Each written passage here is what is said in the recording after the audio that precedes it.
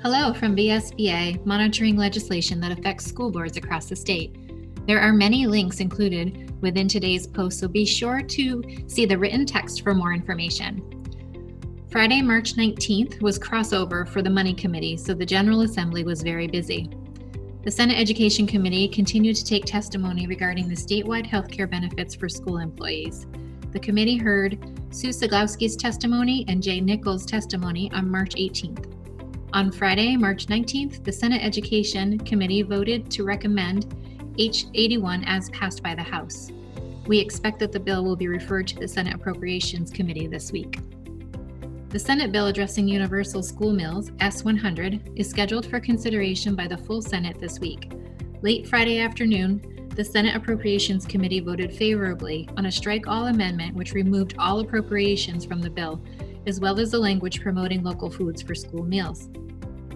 The Senate calendar for Tuesday, March 23rd, provides the version of the bill that passed Senate appropriations. This version of the bill imposes a new and significant unfunded mandate upon Vermont school districts and local taxpayers. In the absence of a state appropriation, school district officials may be compelled to reduce programming for students in order to comply with the state mandate to provide universal meals.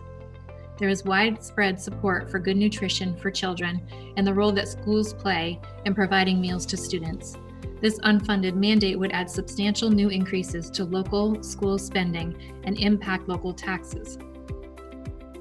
The Joint Fiscal Office has estimated an annual cost of S100 at between $24 and $40 million in new annual local spending.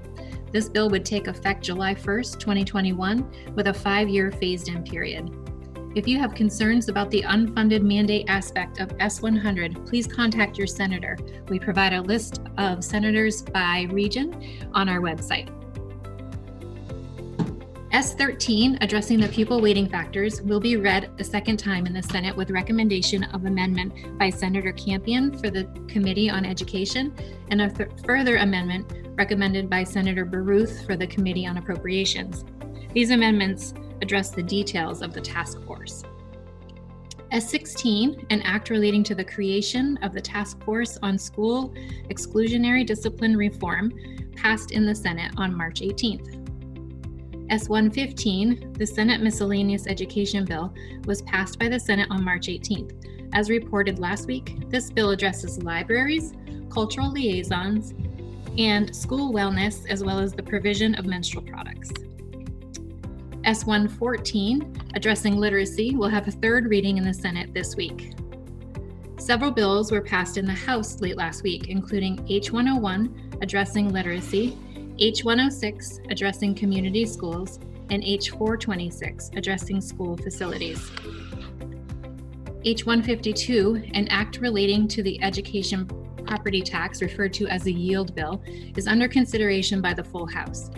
As found in the House calendar, this bill aims to address 4 issues. It sets a uniform non-homestead property tax rate, the property dollar equivalent yield, and the income dollar equivalent yield for FY22. The property dollar equivalent yield will be at $11,317. The income dollar equivalent yield will be at $13,770.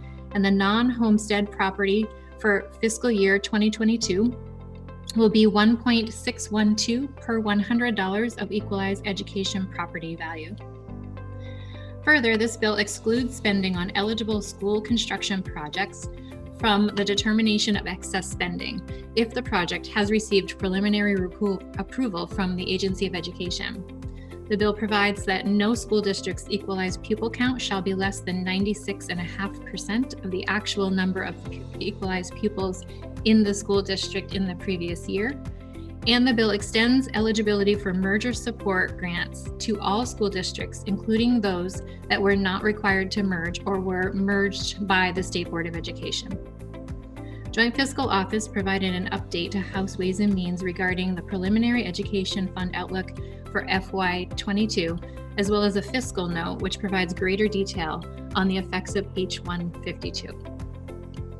Although the House Ways and Means Committee considered the suspension and review of the statewide finance and financial data management system as additional language in H-152, they decided that there were other options to address the issue, including possibly adding it to the miscellaneous bill, which is H-86. The House Education Committee reviewed an amendment to H-91 represented by Representative Conlon and wants to hear from school business officials who testified earlier on the bill.